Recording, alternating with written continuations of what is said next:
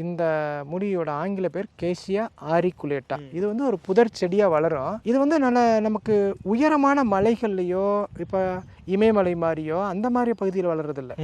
இது நம்ம ஊரில் மாதிரி தரிசு நிலங்களில் சமவெளியில் எல்லா இடத்துலையும் இருக்கும். இது வருஷம் பூரா பூக்கக்கூடியது. இப்போ ஒரு மூலிகை அப்படின்னு சொன்னால் நம்ம பச்சை மூலிகையில் பயன்படுத்தும் போது எந்த நேரத்தில் அதில் பூ பயன்படுதுன்னு வச்சுங்களேன், நமக்கு ஒரு சில நேரத்தில் பூ கிடைக்கும், சில நேரத்தில் கிடைக்காது. இந்த ஆவாரை வந்து வருஷத்தில் 2 சீசனில் அதிகமாக பூக்கும். ஆனால் த்ரூஅவுட் சீசன்னா ஆங்காங்கே பூக்கள் இருக்கும். இது நல்ல ஒரு புதர் செடி மாதிரியா.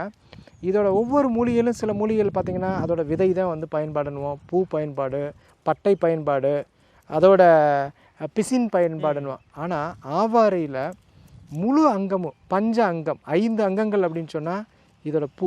இப்போ நம்ம பூ பார்க்கும்போதே எப்படி இருக்குது, இதோட மொட்டு பூ, இதோட இலைகள்.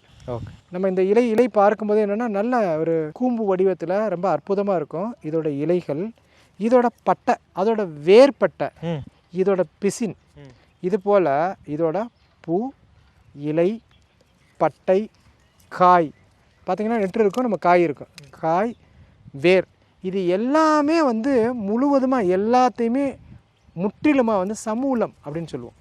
எல்லாத்தையுமே எடுத்து எல்லாத்தையுமே ஒரு அரைச்சி இருக்கக்கூடிய பிறகு ஆவாரை சமூலம்.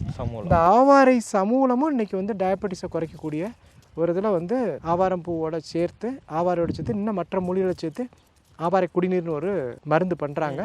அதுவும் ரொம்ப எஃபெக்டிவாக இருக்குது.